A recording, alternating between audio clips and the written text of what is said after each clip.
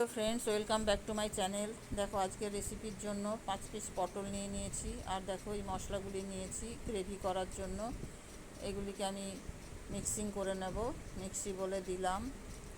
এই দেখো, পটলগুলো এইভাবে কেটে নিয়েছি, শাঁস আলাদা করে নিয়েছি। এইগুলো কড়াইতে দিয়ে সামান্য নুন হলুদ দেব এবং মাছের পেটি নিয়েছি 5-6 পিস, সেইগুলো এর মধ্যে দিয়ে একটু ভাপিয়ে নেব। পটল এইভাবে ভাপিয়ে নেওয়ার কারণ হচ্ছে, যদি ডাইরেক্ট তেলের মধ্যে দিই তাহলে চুপসে যাবে, আর এইভাবে একটু ভাপিয়ে নিলে পটলটা সতেজ থাকবে।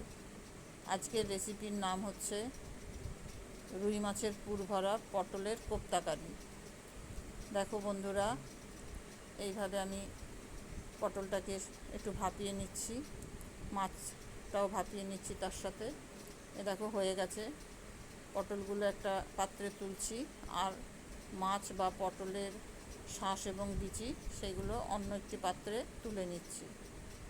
কড়াইতে তেল দিলাম পুর তৈরি করার জন্য। এর মধ্যে দেব সামান্য কালো জিরা এবং যে মশলাটি পেস্ট করেছিলাম তার থেকে একটু মশলা দিলাম। আর দেব, এই দেখো, মাছের কাঁটাগুলি ভালো করে বেছে নিতে হবে বন্ধুরা, তা না হলে গলায় ফুটে যেতে পারে। আর পটলের শাঁস, এগুলি সব একে একে দিয়ে দিলাম। জিরা, হলুদ এর গুঁড়ো দিলাম, সামান্য লবণ দেব, দিয়ে ভালো করে এটাকে ফ্রাই করে নেব।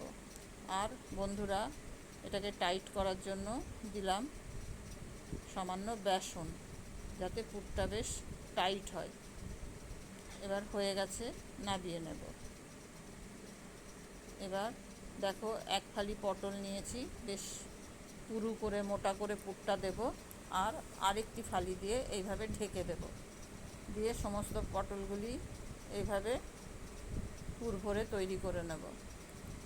অপর একটি পাত্রে বেসন নিলাম, এর মধ্যে সামান্য লবণ দেব, দিয়ে ভালো করে বেসনটা ফেটিয়ে নিয়ে তারপর কড়াইতে তেল দেব।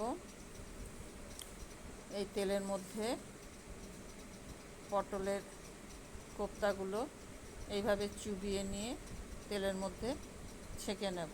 দেখো, বেসনের মধ্যে কিভাবে চুবিয়ে তারপর তেলের মধ্যে দিলাম।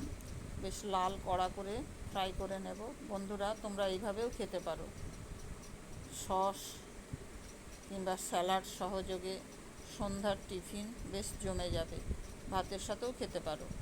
এ দেখো, প্যানের মধ্যে তেল নিলাম, তেলে দিলাম তেজপাতা, সাদা জিরা, একে একে সব মশলাগুলি দেব। পেস্ট করে রাখা মশলা, এর মধ্যে আদা, রসুন, পেঁয়াজ, টমেটো, কাঁচা লঙ্কা সবই দেওয়া রয়েছে।